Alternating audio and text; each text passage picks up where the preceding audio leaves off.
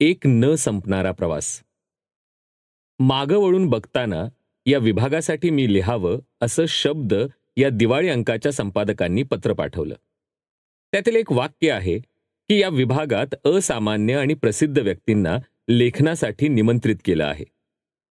आता हे वाक्य स्वाभाविकच माझा अहम काही प्रमाणात सुखावणारं आहेच. पण मी कशाकरता प्रसिद्ध आहे याचं उत्तर गृहीत धरूनच हे लेखन मला करायला सांगितलं असणार. याचं उत्तर महाराष्ट्रात मला वारंवार भेटत असतं. मी गेली 20 वर्ष अंधश्रद्धा निर्मूलनाचं काम करतो हे खरं, पण गेली 10 वर्ष मी साने गुरुजींनी चालू केलेल्या साधना या साप्ताहिकाचा संपादकही आहे. हे साप्ताहिक सर्वांगानं वाढतं आहे, तरीही महाराष्ट्रात नव्या 100 लोकांशी परिचय झाला तर त्यापैकी 95 लोकांच्या मनात दाभोळकर आणि अंधश्रद्धा निर्मूलन याची गाठ पक्की बसलेली असते. त्यापैकी बहुतेकांना साधना माहीतही नसते. त्यामुळे मी साधनाचा संपादक आहे ही गोष्ट त्यांच्या लेखी अर्थहीन असते. खरं तर मी अनेक ठिकाणी धडपडत इथपर्यंतची वाटचाल केली. त्या सर्वात कमी जास्त यश मला लाभलं. उदाहरणार्थ मी कबड्डीचा राष्ट्रीय आंतरराष्ट्रीय खेळाडू होतो. कबड्डीवरील मराठीतील शास्त्रशुद्ध मांडणीचं एकुलते एक पुस्तक माझ्या नावावर जमा आहे. शासनाचा शिवछत्रपती क्रीडा पुरस्कार हा सर्वोच्च पुरस्कार मला कबड्डीसाठी लाभला आहे. क्रीडा संघटक, क्रीडा स्तंभ लेखक, सामन्यांचा धावता निवेदक अशा अनेक अंगांनी 20 वर्ष मैदानावर मी मनमुराद रमलो. तीच गोष्ट साधना साप्ताहिकाची आहे. व्यसनमुक्तीची एक मोठी संस्था अंधश्रद्धा निर्मूलनाच्या कामाबरोबर मी चालू केली. व्यसनमुक्तीचं हे काम चांगल्या प्रकारे सुरू आहे. मात्र यापैकी कुठल्याही कामासाठी मला मागं वळून बघायला सांगितलेलं नाही अशी माझी कल्पना आहे. असं का झालं याचा एक अंदाज बांधता येतो की श्रद्धा अंधश्रद्धा या विषयाबाबत सर्व वयात, सर्व स्तरात, स्त्री पुरुषांमध्ये, सुशिक्षित अशिक्षितांमध्ये, गरीब श्रीमंतात एक सनातन कुतूहल आढळतं. त्यांच्या या कुतूहलाला कोणत्या ना कोणत्या स्वरूपात स्पर्श करणारी म्हणून प्रत्येकाच्या मनाशी अंधश्रद्धा निर्मूलनाची चळवळ जोडली गेली असणार. आपल्या देशात सरंजामशाही मनोवृत्ती आहे. त्यामुळे संघटनेपेक्षा व्यक्ती लोकांना लवकर भावते. यामुळं अंधश्रद्धा निर्मूलन आणि नरेंद्र दाभोलकर असं एक समीकरण तयार झालं. आणि त्यातूनच बहुधा या विभागासाठी माझा लेख मागण्याच्या कल्पनेचा जन्म झाला असावा. धारणा व सातत्य या दोन गोष्टी आमच्यासारख्यांच्या आयुष्यात दिसतात आणि त्यामुळे ते गर्दीतले न होता व्यक्ती होतात असा अंदाज संपादकांनी व्यक्त केला आहे. त्याही पुढे जाऊन धारणा म्हणजे केवळ बौद्धिक स्पष्टता नव्हे, तर जी मेंदू बरोबरच काळजाला हलवते आणि कृतीसाठी नैतिक रेटा निर्माण करते असे स्पष्टीकरणही दिले आहे. मला स्पष्टपणे कबुली द्यायला हवी की असं माझ्या बाबतीत काहीही घडलेलं नाही. मी MBBS झालो, व्यवसाय करू लागलो, त्याचबरोबर समाजवादी युवक दल या नावानं सामाजिक कामही सुरू केलं. आम्हीच काही मित्रांनी आमच्या डोक्यातून सुरू केलेलं हे संघटन होतं.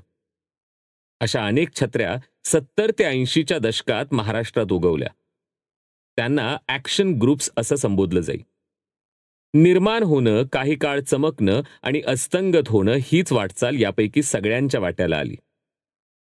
यामुळे 71 मध्ये सुरू झालेलं समाजवादी युवक दल 82 मध्ये श्वास घेण्याचं थांबलं.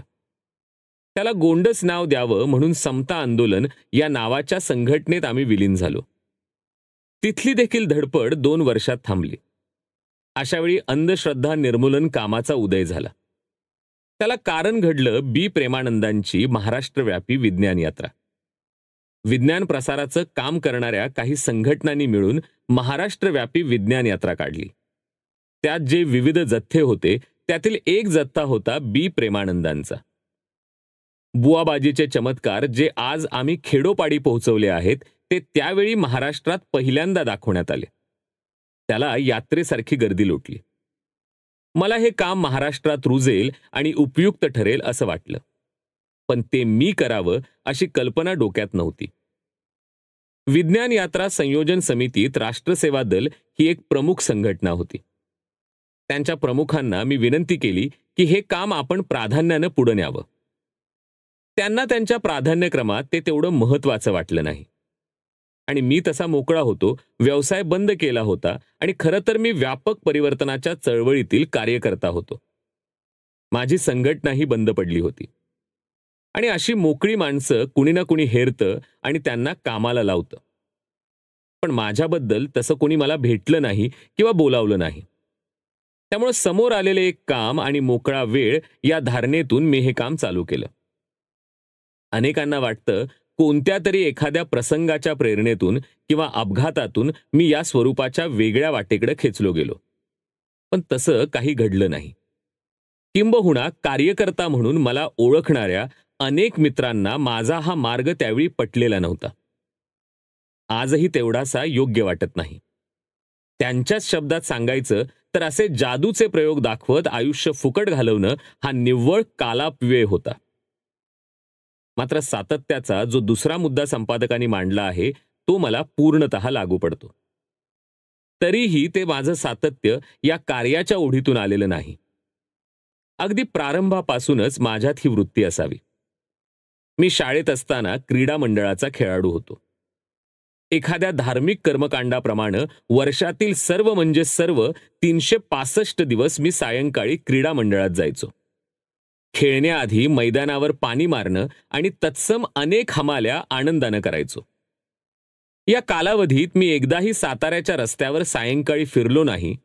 मग संध्याकाळी 6च्या सिनेमाला जाणे तर दूरच राहिलं. मी साधनाचा संपादक झालो त्यावेळी अनिसचा व्याप बऱ्यापैकी वाढला होता.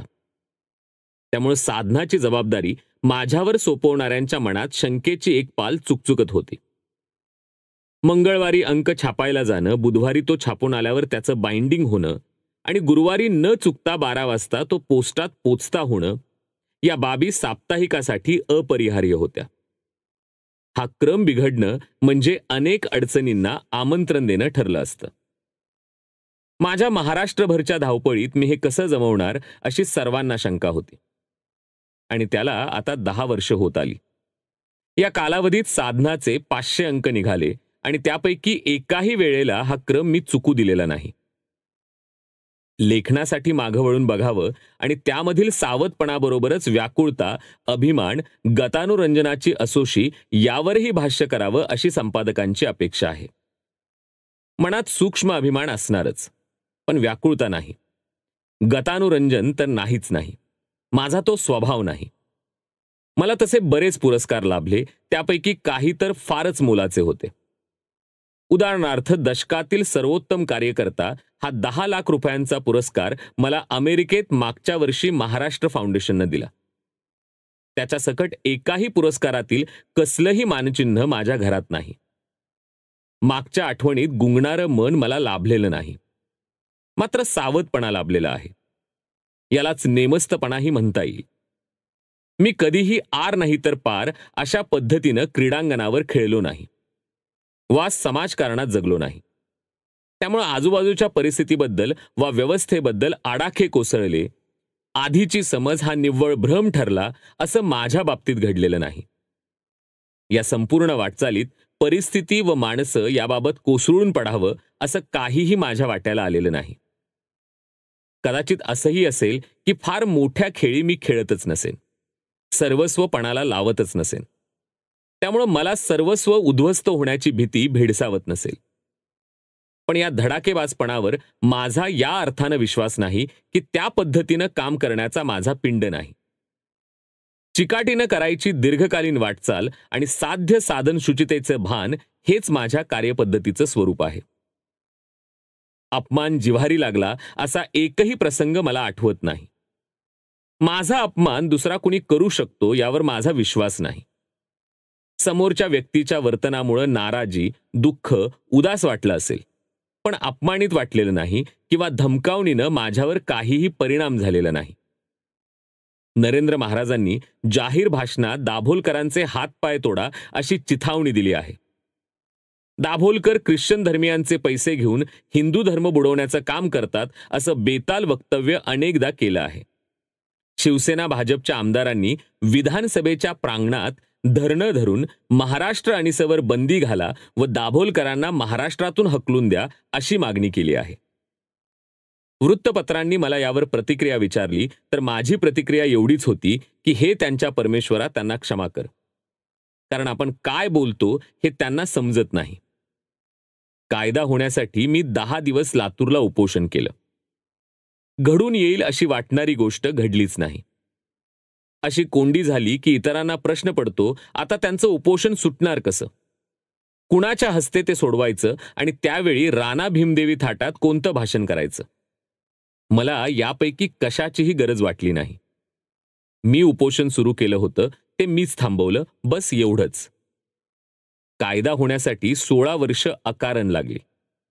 मला उदास कसं वाटत नाही असा प्रश्न महाराष्ट्रात अनेक ठिकाणी मला विचारला जातो. कायदा न झाल्याचं दुःख आहे, मात्र कायदा झाला तरी त्याच्या मर्यादेचीही जाणीव आहे. त्यामुळे कोणत्याही घटनेनं ती जिव्हारी लागणं, त्याचा प्रतिवाद म्हणून जिंकण्याची असोशी मनात पेटणं असं माझ्या बाबतीत घडलेलं नाही. माझा स्वभाव त्या प्रकारचा नाही. मी ज्या कार्यक्षेत्रात आहे तिथं कामाचा विचार दशकांच्या नव्हे तर शतकांच्या कालावधीत करायला हवा याची जाणीव मला आहे. अपमान वाट्याला आले नाहीत, सन्मान योग्यतेपेक्षा जास्तच लाभले अशी माझी प्रामाणिक भावना आहे. बेसावतपणी घेतलेला निर्णय घोडचूक ठरू शकते आणि त्याचा फटका जबरदस्त बसू शकतो हे मी जाणतो. विशेषतः मी ज्या क्षेत्रात काम करतो ते कमालीचं संवेदनशील आहे. अशी मोठी घोडचूक अजून घडलेली नाही. मात्र माझ्या क्षेत्राच्या संवेदनशीलतेमुळं अथवा माझ्या विरोधकांच्या कावेबाज चलाखीमुळं तसं घडण्याची शक्यता नाकारता येत नाही. एक उदाहरण देतो. शनी शिंगणापूर इथं घरांना दारं नाहीत, तरीही तिथं चोऱ्या होत नाहीत, हा चमत्कारच नाही का? चमत्कार न मानणाऱ्या तुमच्या समितीचं याबद्दल काय मत आहे असं मला एका वार्ताहरानं विचारलं. मी त्याला उत्तर दिलं की चोरी करण्याची जबाबदारी आमची, शिक्षा करण्याची जबाबदारी देवाची. पोलिसांनी आणि ग्रामस्थांनी मध्ये पडायचं नाही अशी चाचणी घेता येईल. खरं तर गमतीत व्यक्तिगतरित्या दिलेलं हे उत्तर, पण त्या वार्ताहरानं मसालेदार शीर्षक देऊन ती बातमी छापली. बातमीचं शीर्षक होतं की दाभोलकर म्हणाले, चला शनी शिंगणापूरला चोरी करायला असं आंदोलन आम्ही चालवणार आहोत. यामुळं नगर जिल्ह्यात प्रक्षोभकता निर्माण झाली आणि ती सोसावी लागलीच. माझं वय आता 62 आहे, पण आज तागायत मला थकवा कधीही जाणवलेला नाही, निराशाही जाणवलेली नाही. असं वाटावं अशी काही चळवळीची सदाबहार अवस्था नाही. चढ उतार, राग लोभ हे इतरत्र असतात, तसंच माझ्या स्वतःच्या आणि संघटनेच्या वाट्याला देखील ते आले. पण स्वतःच्या धारणेची सावली पायाखाली यावी असा संपादकांनी लिहिलेला थकवा मला कधीही जाणवलेला नाही. थोडक्यात भ्रम आणि त्याचे निराश माझ्या बाबतीत घडलेले नाहीत. अपमान, घोडचुका, थकवा, संभ्रम याही बाबी वाट्याला आलेल्या नाहीत. याउलट सन्मान आणि मान्यता लाभलेली आहे आणि अशीच माझी धारणा आहे. थकव्याच्या क्षणी कुठली व्यक्ती आपल्याला आठवते आणि थबकलेलं पाऊल पुढं टाकून चालत राहण्याचं बळ देते असा संपादकांचा प्रश्न आहे. प्रश्न थकव्याचा नाही हे सांगितलेलंच आहे. मात्र स्वतःच्याच मर्यादा दिवसेंदिवस स्वतःला फार जाणवतात. कार्याशी एकनिष्ठ राहून जास्त व्यापक बनण्याचा मार्ग दिसत नाही. कोण दाखवील असं वाटत नाही. याबाबत अपवाद फक्त महात्मा गांधींचा. गांधी या व्यक्तीनं मला फार खुणावलं आहे. त्याबाबतचा माझा अभ्यास शून्य म्हणावा एवढाच आहे. पण तरीही गांधींचे विचार व कार्य मला माझी कोंडी फोडायला मदत करू शकेल असं वाटतं. त्याबरोबरच हेही जाणवत राहतं की दिसायला अत्यंत सोपा असलेला हा म्हातारा समजून घ्यायला अवघड, त्याच्या वाटेनं जाणं तर महा अवघड. आजवरचं सारं संचित सोडून त्या दिशेनं बाहेर पडण्याची हिंमत माझ्यातली नेमस्त व्यक्ती दाखवू शकत नाही. असो, तरीही या टप्प्यावर मागं वळून पहाच असा आग्रह आहे म्हणून हा लेखन प्रपंच. विषयाला त्यामुळे किती न्याय मिळाला हे तुम्ही ऐकणारेच ठरवू शकाल. अंधश्रद्धा निर्मूलनाचा विचार महाराष्ट्राला नवा नाही. महाराष्ट्रातील समाज सुधारकांचा फार बळकट पाठिंबा या विचारामागे आहे. पण स्वातंत्र्योत्तर महाराष्ट्रात या विचाराचं जागरण थांबलं.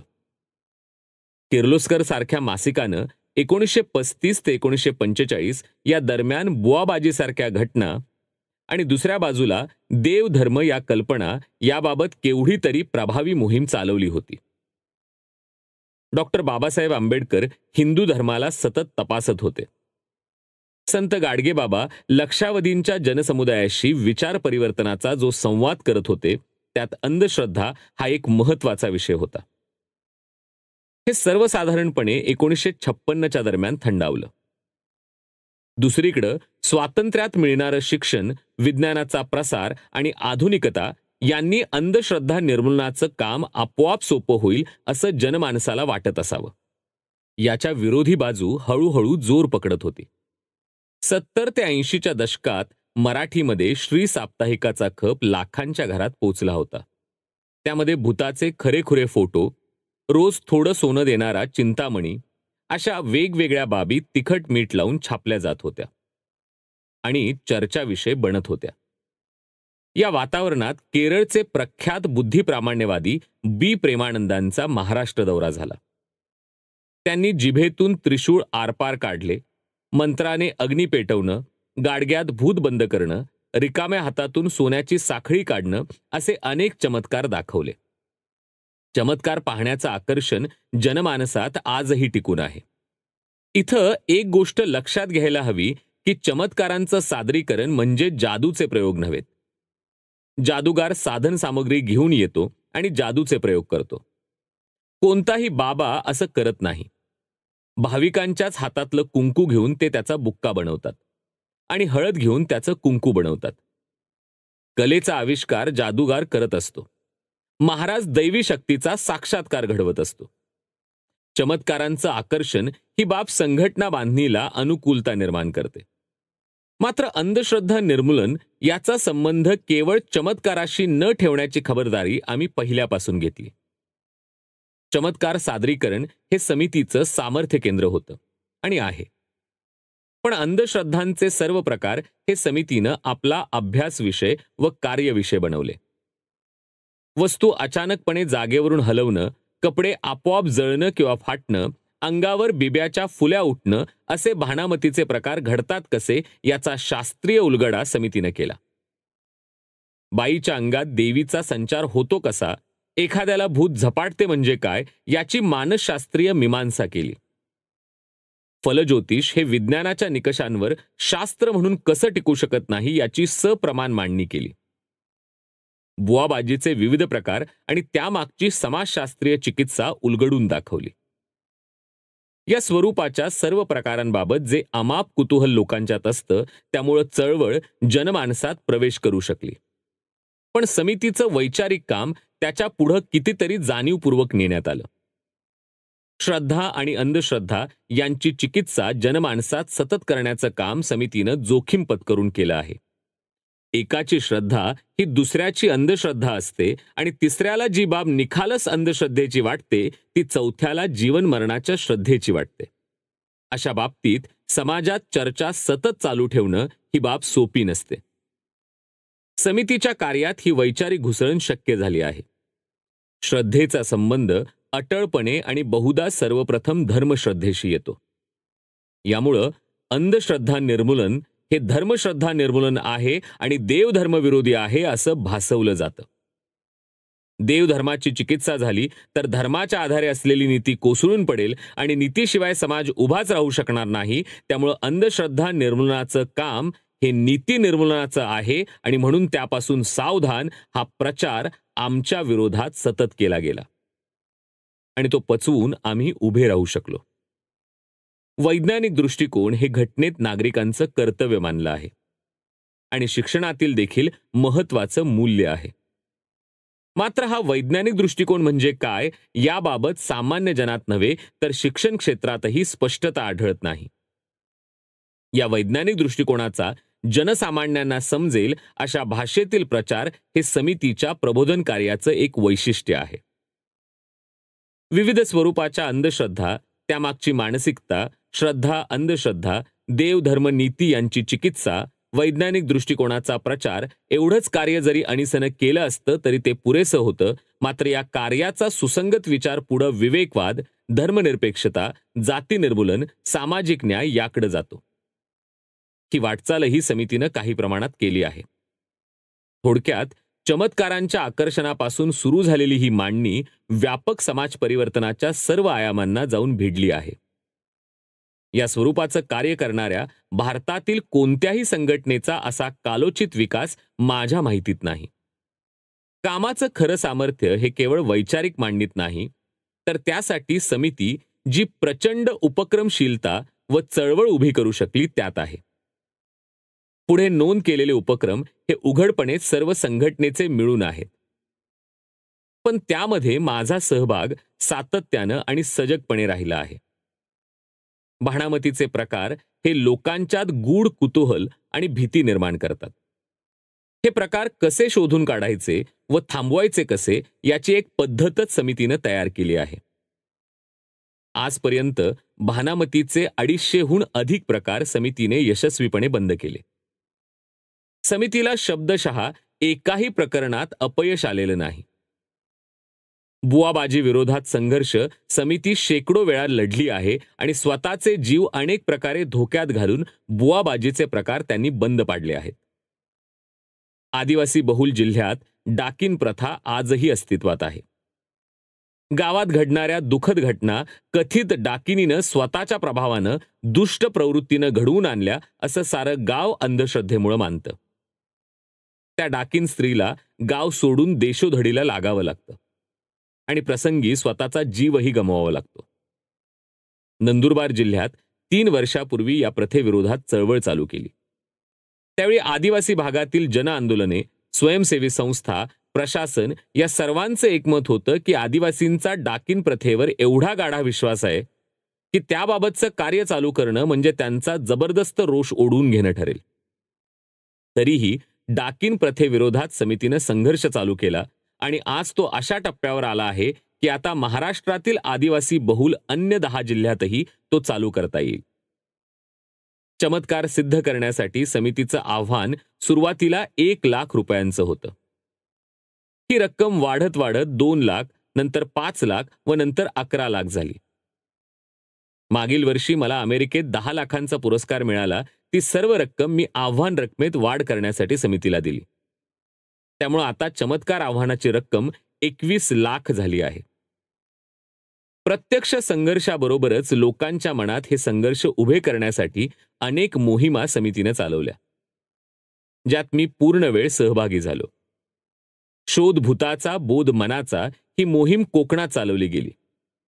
4 जथ्यांनी 167 कार्यक्रम केले आणि 3 लाख लोकांपर्यंत आम्ही पोहोचलो.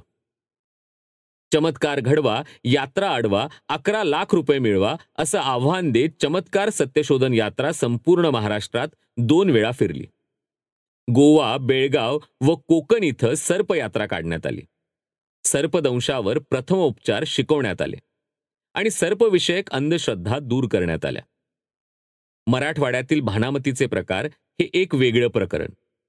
स्त्रियांच्या अंगात येतं, त्या घुमतात, किंचाळतात, गडाबडा लोळतात, काही वेळेला कुत्र्याच्या भुंकण्याचा आवाज काढतात. हा प्रकार समूहानं घडतो आणि गावात अंधश्रद्धेचा जबरदस्त ताण निर्माण करतो.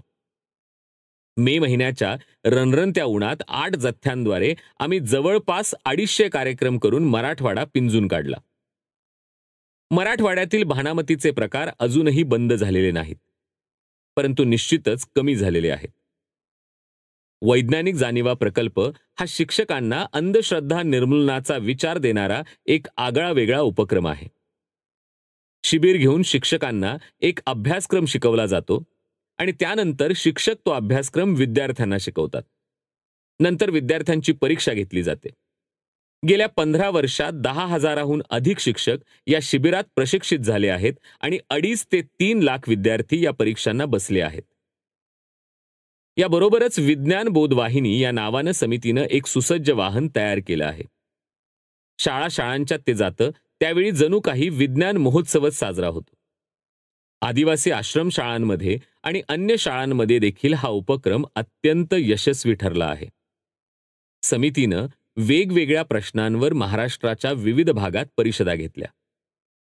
लातूर इथं वैज्ञानिक जाणीवा कृती परिषद झाली. साताऱ्यात अंध रूढींच्या बेड्या तोडा ही परिषद झाली. तर सोलापूर इथं परिषद घेऊन महिलांचा अंधश्रद्धा निर्मूलनाचा जाहीरनामा प्रसिद्ध करण्यात आला. बारामतीला वैज्ञानिक जाणीवा व धर्मनिरपेक्षता याबाबतची शिक्षण क्षेत्राची सनद तयार करण्यात आली. विवेक जागर परिषदेच्या निमित्तानं महाराष्ट्रात 1,00,000 सह्या गोळा करण्यात आल्या. त्या 2 प्रमुख मागण्यांसाठी होत्या. एक म्हणजे शासनानं व्यसनवर्धक धोरण सोडावं आणि व्यसन विरोधी समग्र नीती स्वीकारावी.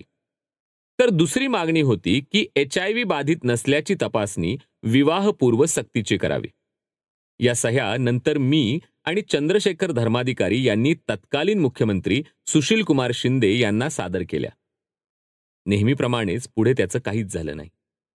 प्रबोधनाचे कार्यक्रम फार मोठ्या प्रमाणात सादर करणारी महाराष्ट्र अणिस ही बहुधा एकमेव संघटना असावी. समितीच्या 180 शाखा आहेत. अणिसच्या प्रबोधनाच्या कार्यक्रमाला मनोरंजनाची झालर असल्यानं त्याला चांगली मागणी असते. यामुळे प्रत्येक शाखेनं वर्षभरात 10-12 कार्यक्रम केले तरी संपूर्ण महाराष्ट्रात मिळून जवळजवळ 2,000 कार्यक्रम होतात. अणिसच्या वैचारिक मांडणीत विषयावरची पकड, तर्कशुद्ध युक्तिवाद याची गरज असते. याबरोबरच ओघवतं वक्तृत्व व प्रामाणिक कळकळ लोकांपर्यंत पोचली तर त्याचा चांगला परिणाम घडून येतो. मला याचा लाभ झाला आहे. गेल्या 20 वर्षात मी हजारो व्याख्यानं दिली आणि ती प्रभावी ठरली आहेत. अनेक ठिकाणी भाषण संपल्यानंतर प्रश्नोत्तराचा कार्यक्रम होतो आणि तो जिज्ञासापूर्तीऐवजी दाभोलकरांची खुमखुमी जिरवण्यासाठी होतो. या सापळ्यात मी आजपर्यंत तरी कधीही सापडलेलो नाही. विचारलेला प्रश्न माझ्या विषयाशी संबंधित आहे आणि मी नीटपणे त्याला उत्तर देऊ शकलो नाही असं एकदाही घडलेलं नाही.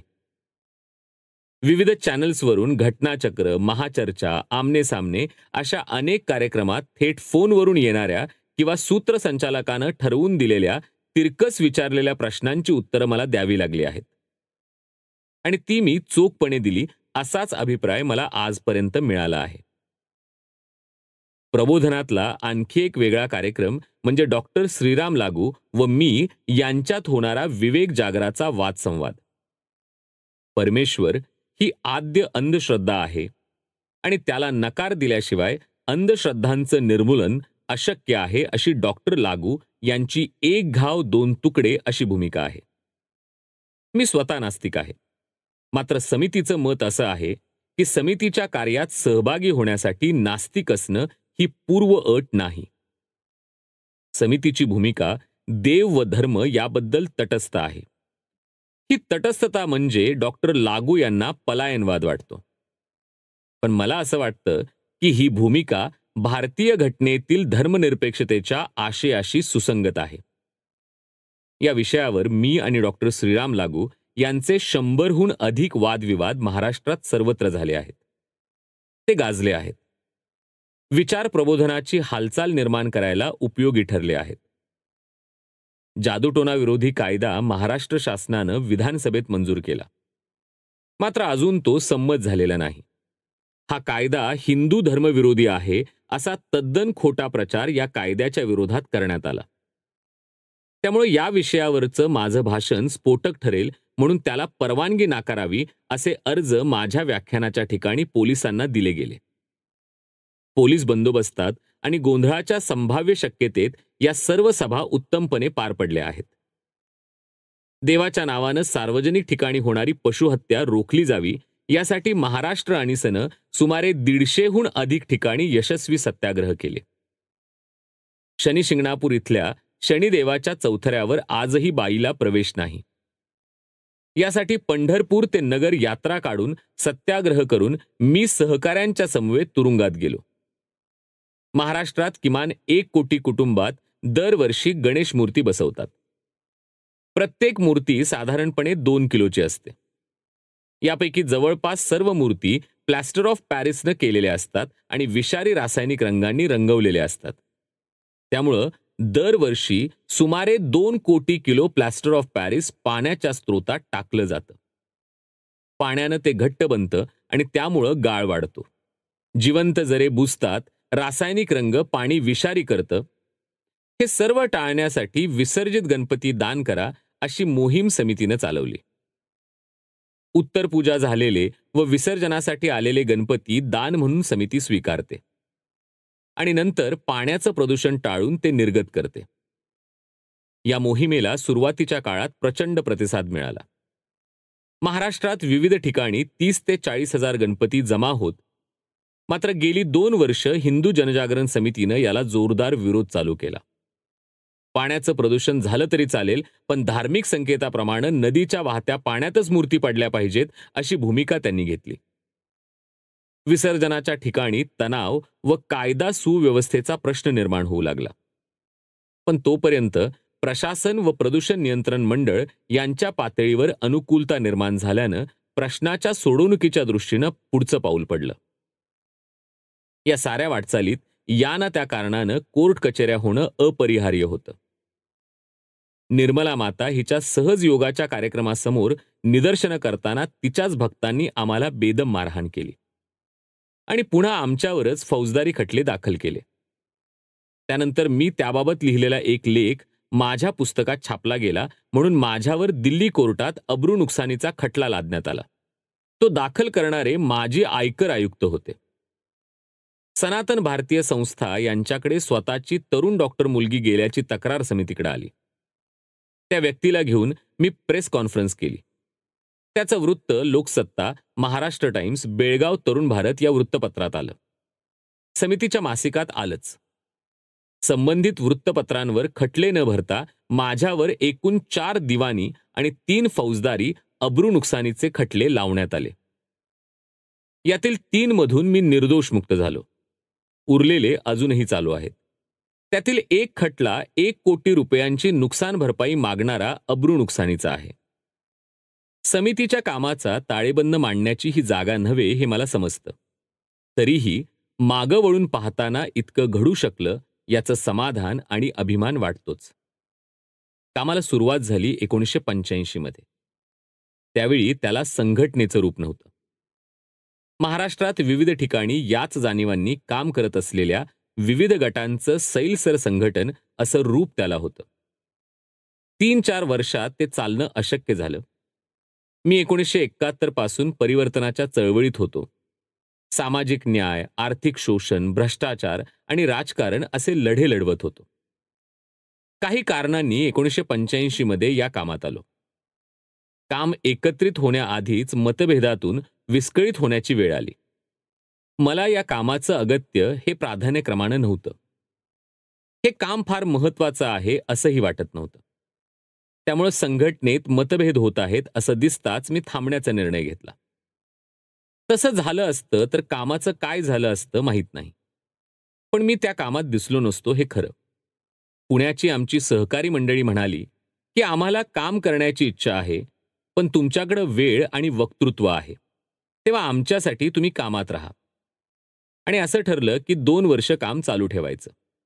मी समन्वयक म्हणून काम पाहायचं आणि 2 वर्षांनी काम रुजतं असं वाटलं तर पुढचा विचार करायचा. हे वर्ष होतं 1989. 2 वर्षांनी 1991 मध्ये संघटना बांधणी करण्याचा निर्णय झाला. त्यावेळी संघटनेच्या 15-20 शाखा होत्या. पहिली कार्यकारिणी निवडली गेली आणि मी कार्याध्यक्ष झालो. गंमत म्हणजे मला कामाचा आग्रह करणारे पुणे केंद्रातील सर्व सहकारी पुढे काम करायचे थांबले आणि मी मात्र चालत राहिलो.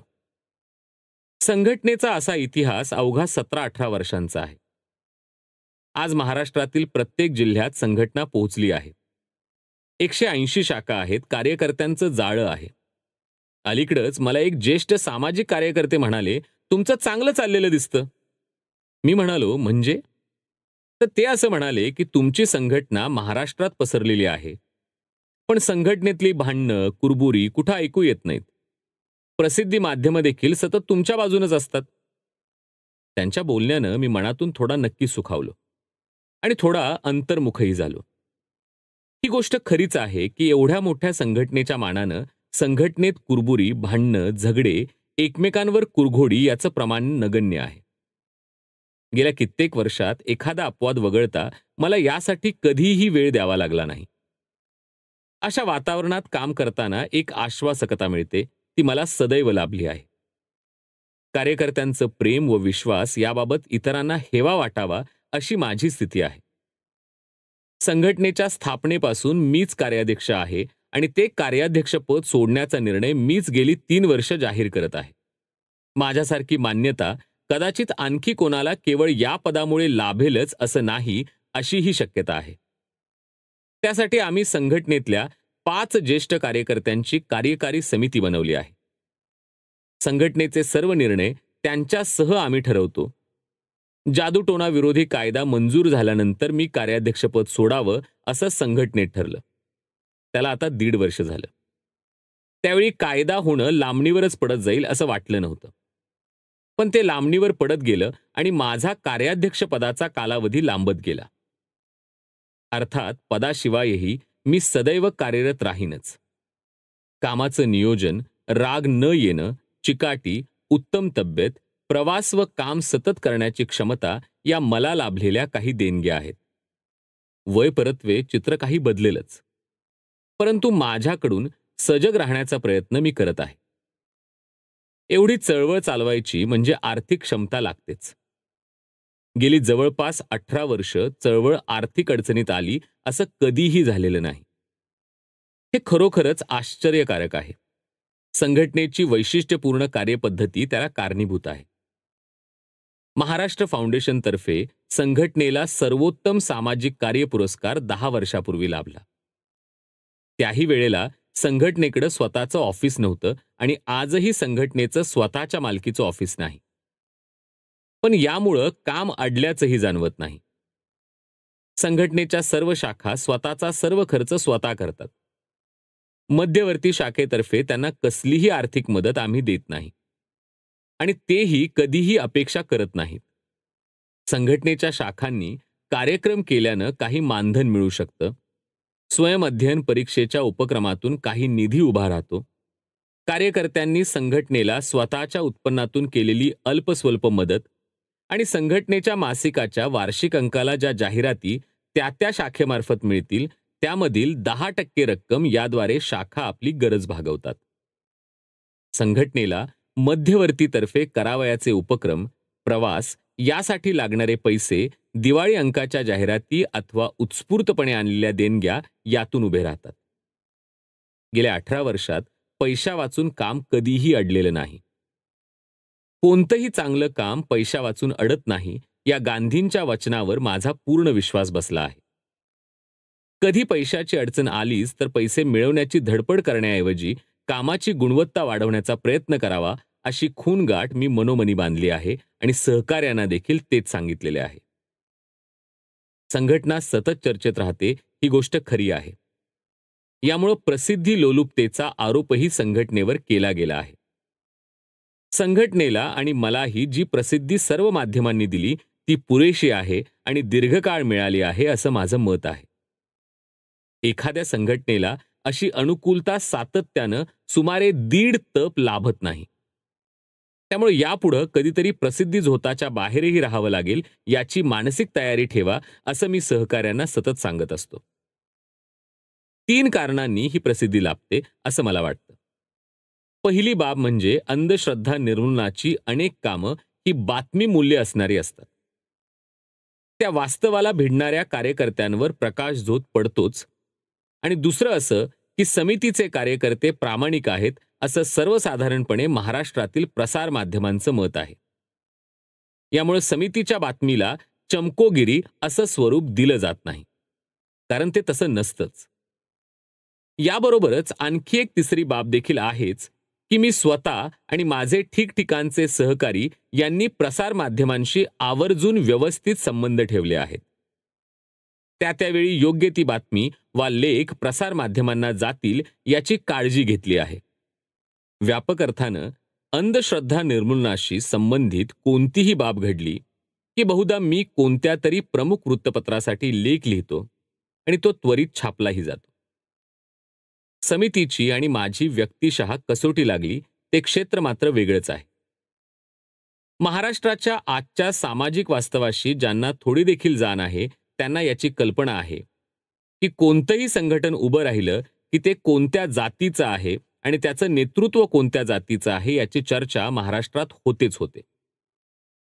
समितीचं संघटनात्मक काम आणि चळवळीतील नाव स्थिरावल्यानंतर ही चर्चा महाराष्ट्रात जोरात घडवली गेली.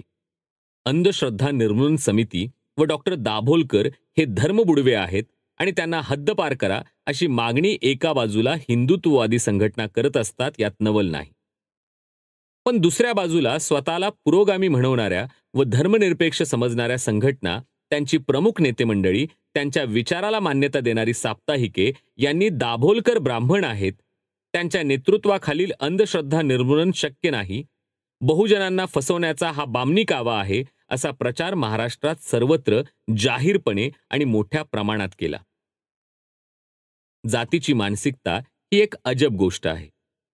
त्या मानसिकतेचं तर्कशास्त्र चुकीचं असतं, पण सुसंगत भासतं व भासवलं जातं. अशा विखारी प्रचारांनी संघटनेला गंभीर अपाय होऊ शकला असता, तसा तो झालेला नाही आणि त्यामुळे की काय आता हा प्रचारही बराचसा मावळला आहे. हे घडून आलं याचं कारण माझ्या जातीला शोषणाचे जे गुणविशेष चिकटवले जातात ते मला लागू नाहीत हे नाही, तर त्याचं खरं कारण आहे की अंधश्रद्धा निर्मूलन समितीच्या सर्व शाखात विविध जातीचे इतके बहुजन भरले आहेत की त्या संघटनेला जातीचं लेबल लावणं अशक्य आहे. दुसऱ्या बाजूला संघटनेच्या सर्व स्तरातील पदाधिकारी निवडीत जात हा मुद्दा चुकूनही डोकावलेला नाही. आणि तरीही 35 जिल्ह्यांचे प्रतिनिधित्व करणारी कार्यकारिणी आपोआपच बहुजातीय बनलेली आहे. याचा अर्थच असा की शाखा पातळीपासून ते राज्य पातळीपर्यंतचे पदाधिकारी निवडताना जातीचा विचार कधीही झालेला नाही. मात्र ज्या सभासदांमधून ते निवडले गेले त्यांच्यातच इतक्या विविध जातीचे लोक आहेत की निवड कशीही झाली तरी ती बहुजनवादीच होणार. संघटनेचा विस्तार होणं आणि त्यात भांडणं नसणं, प्रसारमाध्यमांचा सततचा पाठिंबा मिळणं, आवश्यक तेवढा निधी लोकांकडून उपलब्ध होणं आणि जात जाणीवेपासून संघटना मुक्त राहणं, या सर्व बाबी साध्य झाल्या त्या कशा याचं उत्तर माझ्याकडे नाही. पण मला संभाव्यता वाटतात त्या अशा की एकतर संघटनेतून लोकशाही आवर्जून पाळली जाते, दुसरं म्हणजे कारभार अत्यंत जाणीवपूर्वक विकेंद्रित आहे, कार्यकर्त्याला स्वायत्तता आहे आणि सर्वात महत्त्वाचं म्हणजे येणारे कार्यकर्ते हे स्वतःच्या आंतरिक प्रेरणेने येतात. आजूबाजूच्या अंधश्रद्धेनं त्यांना घुसमटल्यासारखं वाटत असतं, मात्र त्याचा प्रतिवाद करण्याची दिशा त्यांना सापडत नसते. समितीच्या रूपात त्यांना एक संघटित व सामर्थ्यवान दिशा दिसते. त्यामुळे संघटन सांभाळणं, टिकणं, वाढणं ही त्याचीच आंतरिक गरज असते आणि त्यातूनच भांडणं, जातविचार, आर्थिक दुरवस्था यापासून संघटनेला दूर ठेवण्यास तो धडपडतो. मी स्थापनेपासून संघटनेचा कार्याध्यक्ष आहे. माझं नाव संघटनेशी नाण्याची दुसरी बाजू या पद्धतीनं जोडलेलं आहे. पण संघटनेला वरील स्वरूप प्राप्त करून देण्यासाठी मी खरंच काही विशेष प्रयत्न केलेले नाहीत. त्यामुळं हे सारं कुठून येतं व कसं घडतं याबद्दल मलाही कुतूहलच आहे. या कार्यात अनेकांचे लाभलेले उत्स्फूर्त सहकार्य ही मर्मबंधातील ठेव आहे आणि ती उघडी करणं फारसं उचित नाही. खटल्यांच्या वेळी मान्यवर वकील विनामूल्य उभे राहिले. चळवळीच्या अनेक कार्यक्रमांना डॉक्टर श्रीराम लागू, निळूभाऊ फुले यांच्यासारखे बुजुर्ग वेठबिगारासारखे वागले. खरं तर वेठबिगार हा त्यांनीच लाडिक तक्रारीच्या स्वरूपात उच्चारलेला शब्द आहे. माझी पत्नी, भावंड, मुलं या सगळ्यांनी मला खूपच सांभाळून घेतलं, ज्यामुळे एकाकीपणाची जाणीव कधीही स्पर्श करू शकली नाही. आता वाटचालीबाबत 2 बाबी. माझी भूमिका अशी आहे की मी टीकेला उत्तर देत बसत नाही. आरोप प्रत्यारोपाच्या गदारोळात जात नाही. विचार विरोधकांच्या टीकेला जेवढ्याच तेवढं उत्तर देतो आणि विषय सोडून देतो. अनेकदा अब्रू नुकसानीचा खटला सहजपणे घालता येईल असे आरोप असतात, पण मी ते करत नाही. चळवळ कोर्ट कचेऱ्यात नेऊ नये असं माझं मत आहे. समविचारी मानले जाणारे मित्र वा संघटना ज्या टीका करतात त्यावर तर मी ब्रही उच्चारत नाही. हे माझं वागणं बरोबर का चूक मला माहीत नाही. पण एक नक्की की या प्रत्युत्तरात न पडल्यानं माझा कधीही तोटा झालेला नाही. माझं असं मत बनलं आहे की प्रदीर्घ वाटचालीनंतर लोकमानसात तुमच्याबद्दल एक प्रकारची मान्यता तयार झालेली असते. माझ्या वाटचालीत मला एकारलेपण आलं. अणिसचं आणि साधना साप्ताहिकाचं काम या पलीकडे मी सध्या काही म्हणजे काहीच करत नाही. मी कित्येक वर्षात कबड्डीच्या मैदानावर गेलो नाही. सिनेमा, नाटक, सहल जवळपास नाहीच. टीव्ही मी पाहत नाही आणि कुटुंबात असून नसल्यासारखा. वाचन करतो तेही गरजेपुरतं. हे व्यक्तिमत्वाचं उघडपणे बराकीकरण आहे. माझ्या आजूबाजूच्यांना यामुळं त्रास, वैताग हा येत असणार. पण त्याला सध्या तरी इलाज दिसत नाही. मुख्य म्हणजे मला यामध्ये मजा येते, गंमत वाटते आणि कंटाळा, थकवा जाणवत नाही. माणसं विचार बदलत असतात आणि कार्यकर्ते माझ्यासारखेच बेभामपणे धडपडत असतात. ही आनंद देणारी, सततपणे उत्साही ठेवणारी बाब असते. अंधश्रद्धा निर्मूलनाचं कार्य का करायचं याबाबत मी सहकाऱ्यांना सतत सांगत असतो की कृपया समाजाचं देणं लागतो वगैरे वगैरे गोष्टींसाठी अजिबात काम करू नका. डोक्यावर भलती ओझी घेऊ नका. काम करताना निखळ आनंद वाटायला हवा, तरच आणि तोपर्यंतच कामात राहा. चळवळीच्या वाटचालीत धर्मनिरपेक्षतेच्या आशयाबद्दल एक नवा मुद्दा आम्ही उपस्थित केला. आजपर्यंतच्या धर्मनिरपेक्षतेच्या पुरोगामी मांडणीपेक्षा तो वेगळा आहे. प्रशासनानं धर्मनिरपेक्षता अंमलात आणावी हा एक मतप्रवाह आहे. अस्थिर अर्थकारणात धर्मनिरपेक्ष राजकारण अशक्य होतं, तेव्हा प्रथम अस्थिर अर्थकारणावर उत्तर शोधावं आणि त्या लढ्यात सहभागी होणाऱ्या श्रमिकांना धर्मनिरपेक्षता सांगावी असा दुसरा प्रवाह आहे. सध्याची माझी मांडणी अशी आहे की या देशातील धर्मनिरपेक्षतेची नाळ महात्मा फुले, विठ्ठलरामजी शिंदे, महात्मा गांधी व डॉक्टर बाबासाहेब आंबेडकर यांच्या कामाशी जोडायला हवी. या समाजसुधारकांनी समाजविन्मुख धर्म समाज सन्मुख केला आणि ईश्वर केंद्री धर्म मानव केंद्री केला. त्या मार्गानं भारतातील धर्मनिरपेक्षता अधिक आशय संपन्न बनू शकेल असं मला वाटतं. मात्र आज तरी हे प्रचाराच्या पातळीवर आहे. अंधश्रद्धा निर्मूलन हे सुटं काम नाही. व्यापक परिवर्तनाच्या चळवळीशी ते जोडण्याची आवश्यकता आहे. मात्र जे व्यापक चळवळी चालवतात ते व त्यांची कामं अंधश्रद्धा निर्मूलनाचं काम यांना जोडणारे हे दुवे आज तरी अस्तित्वात नाहीत. अंधश्रद्धा निर्मूलन एवढंच आपलं एकमात्र काम आहे या कल्पनेतून येणारा एकारलेपणा कार्यकर्त्यांमध्ये येऊ न देण्याची गरज मला जाणवते. हे अवधान आम्ही बाळगत आलो आहोत. मात्र ते अधिक अर्थपूर्ण करण्याची गरज आहे. अंधश्रद्धा निर्मूलनाच्या कामात कार्यकर्त्यांवर एक दुर्बीण सतत रोखलेली असते. ती म्हणजे तुम्ही वागता कसे. कथनी आणि करणी यात अंतर नसावे हे योग्यच आहे. परंतु बोले तैसा चाले अशी वंदनीय पावलेही समाजात कमीच असणार. एक चळवळ म्हणून आमची संघटना आणि एक व्यक्ती म्हणून मी या दिशेनं चालण्याचा प्रामाणिक प्रयत्न करतो असे मला वाटते. आमची खरी ताकद ही संघटनेच्या या चारित्र्यात लपली आहे. समितीचे कार्यकर्ते बोलतात तसंच वागण्याचा प्रयत्न करतात अशी समितीच्या कार्यकर्त्यांबद्दल लोकधारणा आहे. हे कार्यकर्त्यांना आणि मला पूर्णांशानं जमत नाही हे खरंच आहे. पण जास्तीत जास्त आचार हा विचारांशी सुसंगत असावा असा आमचा प्रयत्न असतो. सर्वच ठिकाणी तुम्ही जसं बोलता तसं वागता का याबाबत लोकांचा पहारा असतोच. आणि अनिसबाबत तो जरा जास्तच कडक असतो. यामुळं अनिसमध्ये सहभागी होण्यास अनेकांचं मन कचरतं.